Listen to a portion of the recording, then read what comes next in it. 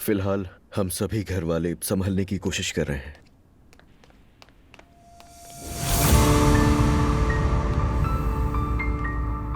Azlan, खुश आमदीद। शुक्रिया तुम्हारा। खुश आमदीद। तुम यहाँ?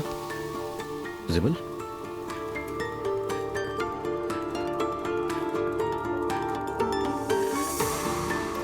तुमने बताया नहीं उरूज?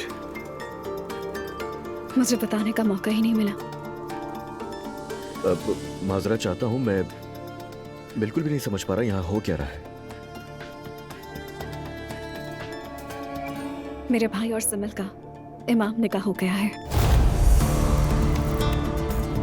क्या आप मुबारकबाद नहीं देंगे?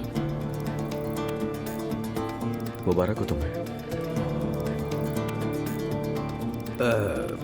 अगर बातें हो गई हो तो सब मिलकर खाने की मेज पर चलते हैं। अजान का वक्त करीब है। वैसे मुझे हाथ धोने हैं। मुझे क्या बताया जा सकता है कि वॉशरूम कहाँ पर है? हाँ, वो उधर है। मैं किचन से जूस लेने जा रही हूँ, आप आए मेरे साथ। चलिए बाबा। चलो बेटी, चलकर बैठते हैं।